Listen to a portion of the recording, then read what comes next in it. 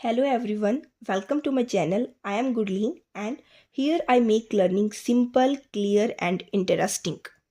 Hello everyone, जैसे कि हम चैप्टर पढ़ रहे थे cell the unit of life. हमने हाफ चैप्टर कवर कर लिया। हमने सेल थ्योरी पढ़ ली है, हमने ओवरव्यू ऑफ सेल ले लिया, प्रोकैरियोटिक यूकैरियोटिक सेल्स के बारे में पढ़ लिया है, हमने एंडोमेम्ब्रेन सिस्टम के बारे में पढ़ लिया है। तो आज हम up to topic endomembrane system हम इसके एमसीक्यूज को सॉल्व करेंगे। तो अब हम स्टार्ट करते हैं एमसीक्यूज को सॉल्व करना। पहला एमसीक्यू है, who propose the cell theory. Cell theory किसने दी थी? हमें पता है कि रॉबर्ट ब्राउन ने तो क्या किया था, रॉबर्ट ब्राउन ने क्या किया था, न्यूक्लियस को डिस्कवर किया था। विर्चो ने मॉडिफाई की थी cell theory. Schleiden and shown ने क्या दी थी, सेल थ्योरी को क्या किया था, प्रपोज किया था। That who propose the cell theory, Schleiden and Schwann. आपको पता है कि दैट इन 1838 के अंदर माथियस श्लाइडन ने क्या किया था, प्लांट्स को ऑब्जर्व किया था और इन्होंने कहा था कि जो जितने भी प्लांट्स होते हैं वो किससे मिलके बने हुए होते हैं, वो सेल से मिलके बने होते हैं जितने भी प्लांट्स होते हैं। और 1839 के अंदर शोन ने एनिमल्स के बारे में स्टडी किया था और कहा था कि that all the animals are composed of cells. So who gives the cell theory? Cell theory किसने प्रपोज की थी? Matthias Schleiden and Theodor Schwann ने क्या की थी, सेल थ्योरी को प्रपोज किया था। The statement omnis cellula e cellula was given by. हमारा सेकंड क्वेश्चन क्या है, the statement omni cellula e cellula was given by, किसने दी थी? ओमनी सेलुला ई सेलुला का मतलब क्या होता है? इसका मतलब होता है कि दैट सेल्स कहाँ से एग्जिस्ट हुए हैं, that cells exist from the pre existing cells, कि हमारे सेल्स कहाँ से आए हैं, प्री एग्जिस्टिंग सेल्स से आए हैं। ये किसने बताया था, ये किसने बताया था आपको पता है? ये वर्चो ने बताया था। रुडोल्फ वर्चो ने क्या बताया था, ओमनी सेलुला ई सेलुला बताया था। आपको पता है कि Matthias Schleiden and Theodor Schwann ने सेल थ्योरी बताई थी। उन्होंने कहा था कि दैट ऑल द एनिमल्स और plants are made up of the cells और the product of the cell से मिलकर बने हुए हैं। पर उन्होंने ये नहीं बताया था कि कोई सेल है, ये सेल आया कहाँ से है, आपको ये नहीं बताया था। तो ये किसने बताया था? विर्चो ने, रुडोल्फ विर्चो ने बताया था कि सेल कहाँ से आते हैं, दैट सेल्स कहाँ से आते हैं, प्री एग्जिस्टिंग सेल से आते हैं। कैसे आते हैं? मान लो ये सेल है, अब ये सेल कहाँ से आया, कोई पीछे सेल था उसने डिवाइड किया तो ये सेल आया, मतलब cells exist from the pre existing cell. इसे बोला जाता है omni cellula e cellula. So the statement omni cellula e cellula was given by Virchow. The smallest living cell known is, smallest living cell कौन सा होता है? We know that mycoplasma, mycoplasma is the smallest living cell. Largest cell कौन सा होता है? अगर आपसे पूछे कोई लार्जेस्ट सेल कौन सा होता है तो egg of the ostrich largest cell होगा। और लॉन्गेस्ट सेल क्या होगा? Longest cell is the nerve cell, nerve cell सबसे लॉन्गेस्ट सेल होगा। Which of the following is absent in prokaryotic cells. अब प्रोकैरियोटिक सेल्स में क्या एब्सेंट होता है? राइबोसोम्स। आपको पता है कि राइबोसोम चाहे प्रोकैरियोट्स हैं चाहे यूकैरियोट्स हैं, दोनों के अंदर क्या होता है, राइबोसोम प्रेजेंट होता है। प्लाज्मा मेम्ब्रेन प्रोकैरियोट्स के अंदर प्रेजेंट होती है, we know that. Cell wall present होती है प्रोकैरियोट्स के अंदर। न्यूक्लियर मेम्ब्रेन, आपको पता है कि एक प्लांट सेल है, मान लो सॉरी ये कोई भी प्रोकैरियोटिक सेल है, प्रोकैरियोटिक सेल के अंदर क्या होगा कि जो डीएनए होगा ऐसे ही पड़ा हुआ होता है, ऐसे ही पड़ा होता है, उसकी बाहर कोई अच्छे से कवरिंग नहीं होती है, मतलब वेल ऑर्गेनाइज्ड नहीं होता इसका न्यूक्लियस, है ना। तो which of the following is absent in prokaryotic cell? Nuclear membrane, nuclear membrane is absent in prokaryotic cell.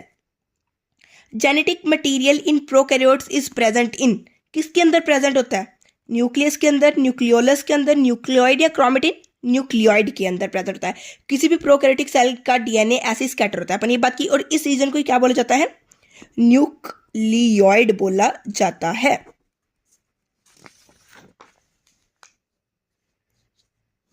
Next question है sixth, the nucleus is surrounded by.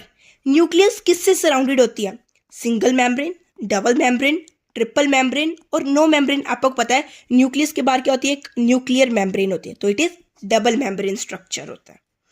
Which organelle is involve in spindle formation during the cell division.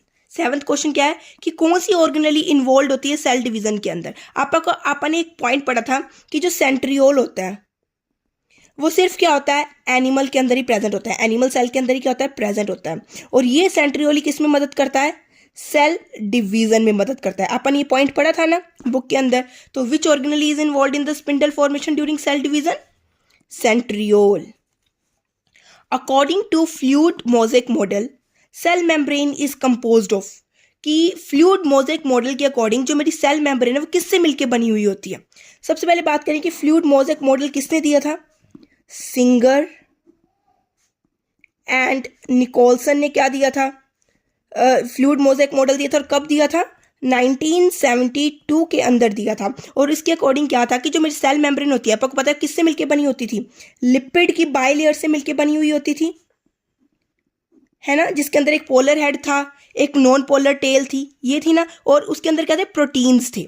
तो क्या आएगा, according to fluid mosaic model the cell membrane is composed of protein only, lipid bilayer with embedded proteins और cellulose. इसका answer है lipid bilayer with embedded proteins. दो तरह के proteins पाए जाते थे ना on the basis of ease of extraction. एक तो होते थे इंटीग्रल प्रोटीन्स जो या पार्शली या फिर फुली क्या थे, एम्बेडेड थे। एक होते थे पेरिफेरल प्रोटीन्स। पेरिफेरल प्रोटीन्स क्या होते थे, जो सरफेस के ऊपर पाए जाते थे सेल मेम्ब्रेन की, उन्हें पेरिफेरल प्रोटीन्स कहा जाता था।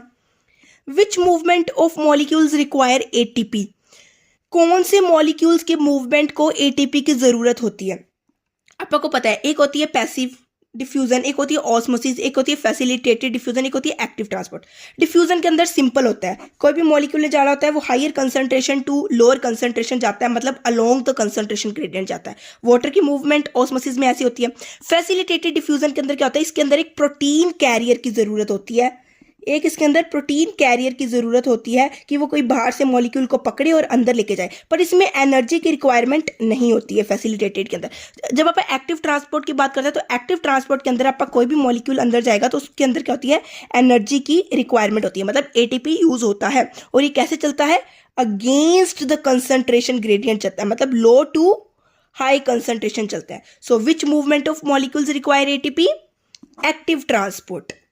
Middle lamella is rich in, middle lamella किससे मिलके बना हुआ होता है, सेलुलोज, पैक्टिन, लिग्निन या हेमिसेलुलोज। तो इसका आंसर है पैक्टिन। आपको पता है ना लैमेला क्या होता है, कोई भी मान लो ये मेरे प्लांट सेल है, प्लांट सेल को जो चीज आपस में सीमेंट करके रखती है, जोड़ के रखती है, दैट इज मिडल लैमेला होता है। और middle lamella is rich in pectin. Question है 11th, cell wall is absent in. आपको पता है सेल वॉल मेनली किसके अंदर एब्सेंट होती है, एनिमल सेल के अंदर क्या होती है, सेल वॉल एब्सेंट होती है। नेक्स्ट है 12th question, which of the following is not a part of endomembrane system. कौन सा एंडोमेम्ब्रेन सिस्टम का पार्ट नहीं होता है। अब आपको पता है कि एंडोमेम्ब्रेन सिस्टम के अंदर कौन कौन आता है। एंडोमेम्ब्रेन सिस्टम के अंदर चार चीजें आती हैं। सबसे पहले अपन ने एंडोमेम्ब्रेन सिस्टम के अंदर क्या पढ़ा था, सबसे पहले अपन ने पढ़ा था एंडोप्लाज्मिक रेटिकुलम के बारे में, फिर अपन ने पढ़ा गोल्जी बॉडी के बारे में, फिर अपन ने पढ़ा लाइजोसोम के बारे में, फिर अपन ने पढ़ा वैक्यूल के बारे में। ये क्या है, हमारे एंडोमेम्ब्रेन सिस्टम के पार्ट है। और ये चारों को एंडोमेम्ब्रेन सिस्टम के अंदर क्यों कहा गया है, बिकॉज इनके जो फंक्शंस होते हैं वो आपस में क्या होते हैं, कोऑर्डिनेटेड होते हैं, जिसके कारण ये चारों क्या आते हैं, एंडोमेम्ब्रेन सिस्टम के अंदर आते हैं। तो अब देखते हैं कि विच of the following is not a part of endomembrane system. आपने देखा है कि एंडोप्लाज्मिक रेटिकुलम तो है पार्ट, गोल्जी बॉडी भी है, लाइजोसोम भी है, माइटोकॉन्ड्रिया नहीं है। तो इसका आंसर क्या हो जाएगा, mitochondria. Rough endoplasmic reticulum is involve in, rough endoplasmic reticulum किसके अंदर इन्वॉल्व होता है। आपको पता है कि जो एंडोप्लाज्मिक रेटिकुलम होता है वो दो के अंदर डिवाइड करता है, एक होता है रफ एंडोप्लाज्मिक रेटिकुलम, एक होता है smooth endoplasmic reticulum. Rough endoplasmic reticulum क्या होता है, जिस which bears the ribosomes on its surface, मतलब जिसके सरफेस के ऊपर राइबोसोम्स प्रेजेंट होते हैं। Smooth endoplasmic reticulum that it does not bear ribosomes on its surface, मतलब ये अपने सरफेस के ऊपर राइबोसोम बियर नहीं करता है, नहीं प्रेजेंट होते हैं। अब रफ एंडोप्लाज्मिक रेटिकुलम के सरफेस के ऊपर राइबोसोम्स प्रेजेंट होते हैं, तो इसका मेन काम क्या होता है, प्रोटीन की सिंथेसिस करना। और स्मूथ एंडोप्लाज्मिक रेटिकुलम का मेन काम क्या होता है, लिपिड की सिंथेसिस करना, स्टेरॉयड हार्मोन्स और डिटॉक्सिफिकेशन में भी मदद करता है। तो अब क्वेश्चन देखते हैं कि that rough endoplasmic reticulum is involve in lipid synthesis, no. आपको पता है स्मूथ एंडोप्लाज्मिक रेटिकुलम करता है। Detoxification, no. Protein synthesis, yes. तो rough endoplasmic reticulum is involve in protein synthesis. Golgi apparatus is mainly involve in, Golgi apparatus का main काम क्या होता है? आपने देखा था कि जो गोल्जी बॉडी होती है, गोल्जी बॉडी का मेन काम क्या होता है? पैकेजिंग करना, पैकेजिंग करना। आपको पता है कोई भी सेल है, ये उसका न्यूक्लियस है, साथ में क्या लगी होती है? एंडोप्लाज्मिक रेटिकुलम होता है, यहाँ पे क्या होती है? गोल्जी बॉडीज होती हैं, ऐसे होती है ना, गोल्जी बॉडीज प्रेजेंट होती है, वेरिएड नंबर की प्रेजेंट होती हैं, अलग अलग नंबर के अंदर पाई जाती है। ये क्या होता है? इसका सिस फेज होता है। ये क्या होता है? इसका ट्रांसफेज, जिसे मैच्योरिंग फेज भी कहा जाता है, ये अपने वीडियो में चैप्टर के ड्यूरिंग पढ़ा था। तो यहाँ पे क्या होता है? कोई भी मटेरियल आता है, प्रोटीन मटेरियल, जो यहाँ पे आता है जब सिस फेज के अंदर, तो ये क्या करता है? इसको यहाँ पे आके क्या करता है? मॉडिफाई करता है मेरे प्रोटीन को क्या करता है? मॉडिफाई करता है, और इसकी क्या करता है? पैकेजिंग करता है। ये सब करके ही ट्रांसफेज से वो क्या निकलता है? बाहर निकलता है। तो गोल्जी बॉडी का मेन काम क्या हुआ? एनर्जी प्रोडक्शन नहीं, रेस्पिरेशन नहीं, डीएनए रेप्लिकेशन नहीं, modification and packaging of proteins. So Golgi apparatus is mainly involved in modification and packaging of proteins. Lysosomes are known as, आपको पता है लाइसोसोम का दूसरा नाम क्या होता है? It is very simple, suicidal bag of the cell. Rough endoplasmic reticulum is continuous with, किसके साथ कॉन्टिन्यूअस होती है? Golgi body, plasma membrane, nuclear envelope, या फिर माइटोकॉन्ड्रिया। आपको पता है कि दैट अपन देखा है कि न्यूक्लियस है, ये एंडोप्लाज्मिक रेटिकुलम है। आपको पता है, मान लो ये सेल है मेरा, ये न्यूक्लियर मेम्ब्रेन होगी न्यूक्लियस की, इसके साथ ही कॉन्टिन्यूस हो जाता है मेरा endoplasmic reticulum. So it is continuous with the, किसके साथ होगा? Nuclear envelope. Rough endoplasmic reticulum is continuous with Golgi body, नहीं। प्लाज्मा मेम्ब्रेन, नहीं। Nuclear envelope, yes, that it is continuous with nuclear envelope. Detoxification of drugs occurs mainly इन, अभी आपने पढ़ा था, किसके अंदर होता है detoxification of drugs? Golgi body के अंदर, नहीं। रफ एंडोप्लाज्मिक रेटिकुलम के अंदर, नहीं। स्मूथ एंडोप्लाज्मिक रेटिकुलम के अंदर, यस। डिटॉक्सिफिकेशन में कौन सी मदद करता है endoplasmic reticulum? Smooth endoplasmic reticulum which does not bear ribosomes on its surface. Golgi apparatus was discovered bye, Golgi body को किसने डिस्कवर किया था? रॉबर्ट ब्राउन, नहीं। इन्होंने तो क्या किया था? न्यूक्लियस को डिस्कवर किया था, शोन, नहीं। सेल थ्योरी थी, Camillo Golgi, yes. Golgi body was discovered by Camillo Golgi. Lysosomal enzymes work best at, आपको पता है कि ये लाइसोसोम होगा, लाइसोसोम के अंदर बहुत सारे क्या होते हैं? हाइड्रोलाइटिक एंजाइम्स होते हैं, है ना। बहुत सारे क्या होते हैं? हाइड्रोलाइटिक एंजाइम्स होते हैं। और ये बेस्ट किस पीएच के ऊपर काम करते हैं? आपको पता है? एसिडिक पीएच के ऊपर क्या करते हैं? ये बेस्ट काम करते हैं। ऑप्टिमली एक्टिव किस पीएच के ऊपर होते हैं? एसिडिक पीएच के ऊपर होते हैं। So lysosomal enzymes work best at neutral pH, no. Alkaline pH, no. Acidic pH, yes. The tonoplast is a membrane of, tonoplast किसकी मेम्ब्रेन होती है? जब अपन वैक्यूल की स्टडी कर रहे थे तो अपन ने देखा था कि जो वैक्यूल की जो बाहर की मेम्ब्रेन होती है, that is known as tonoplast, which occupies the 90% of the volume of the cell को जो ऑक्यूपाई करती है, अपन ने पढ़ा था ना। So tonoplast is a membrane of lysosome, no.